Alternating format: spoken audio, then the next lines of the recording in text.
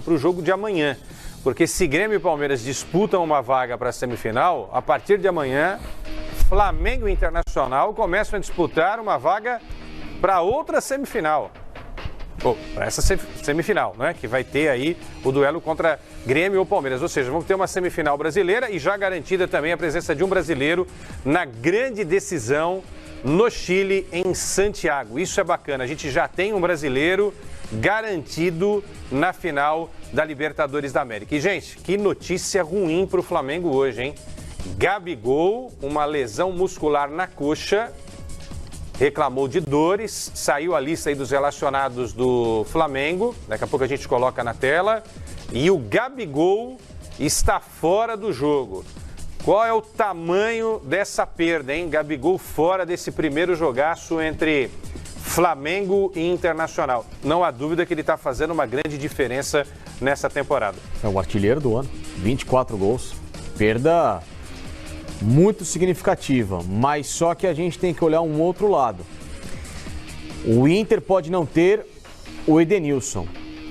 O Edenilson é mais fundamental para o Internacional, para o desenvolvimento do jogo do Odair Hellmann, do que o Gabigol em relação ao Flamengo. Explico por quê rapidinho. Porque você pode ter o Bruno Henrique para fazer essa função, se não com a mesma capacidade, com algo muito próximo daquilo que entrega o Gabigol. E você traz o Everton Ribeiro com o Gerson e a Arrascaeta, e o meio campo do Flamengo está completo.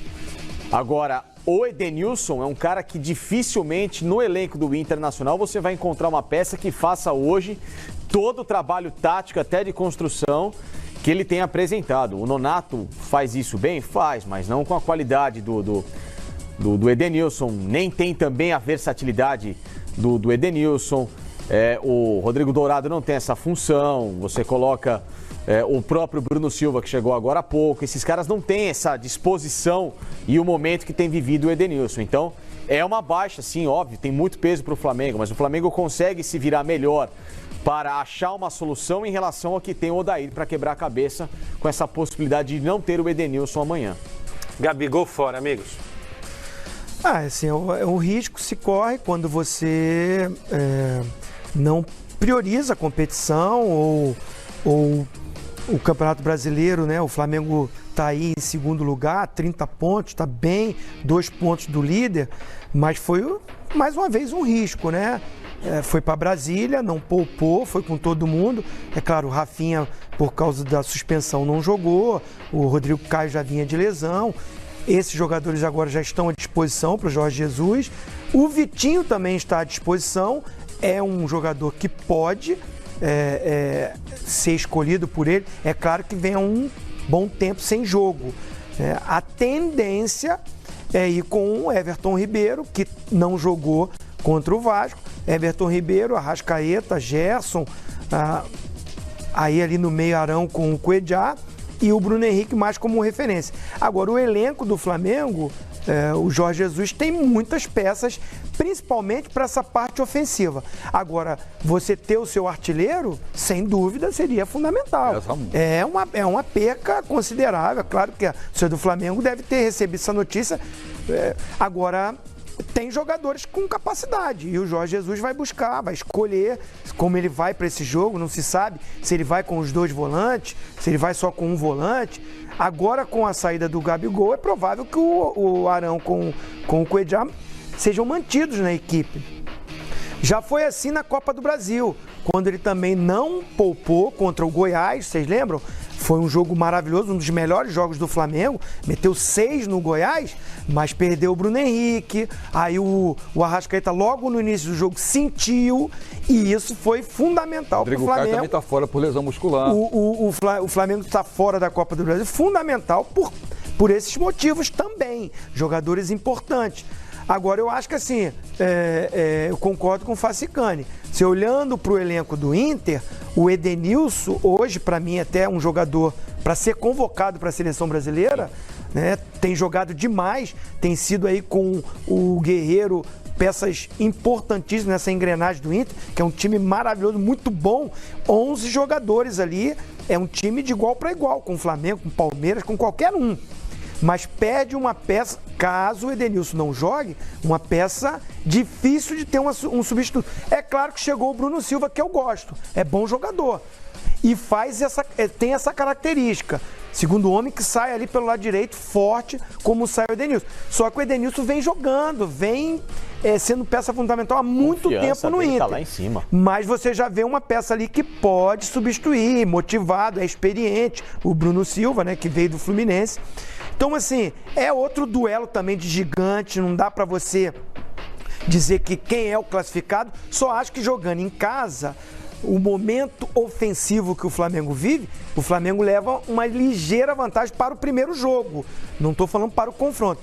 E a perda de uma peça como o Gabigol influencia muito para esse poderio ofensivo do Flamengo. O Jesus, viu, Paulo? Só para a gente informar aqui, relacionou Bruno Henrique, Vitinho, Berril e Lucas Silva para o jogo de amanhã. O Lincoln também está fora da relação.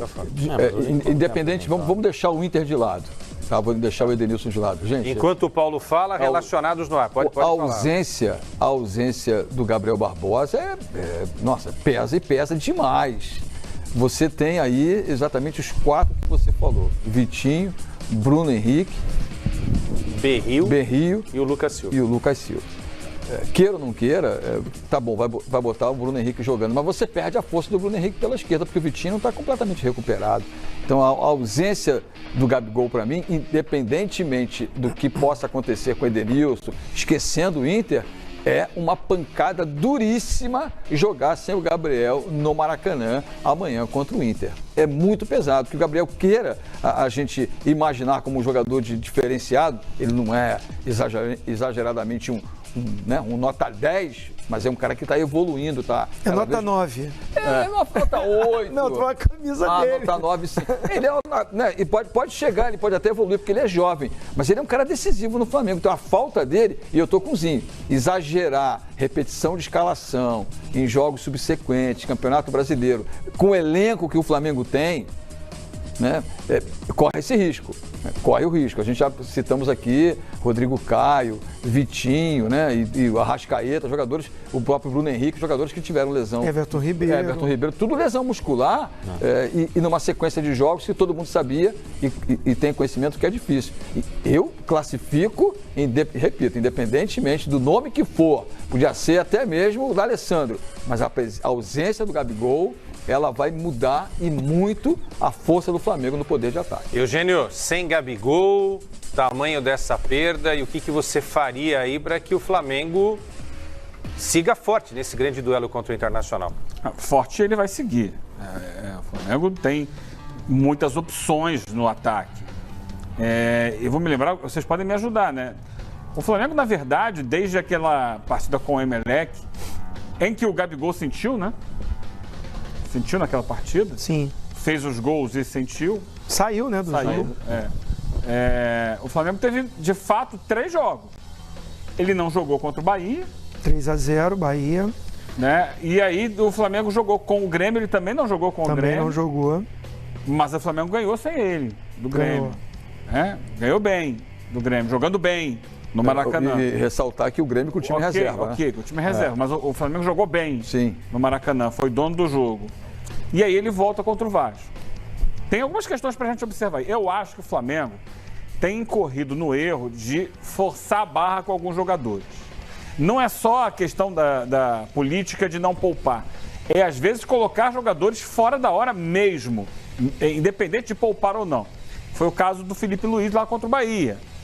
Obviamente, ele não estava pronto para jogar. O próprio Gabriel contra o Vasco não precisava jogar. Então, eu não cheguei lá ainda. Eu tô construindo o caminho para chegar lá.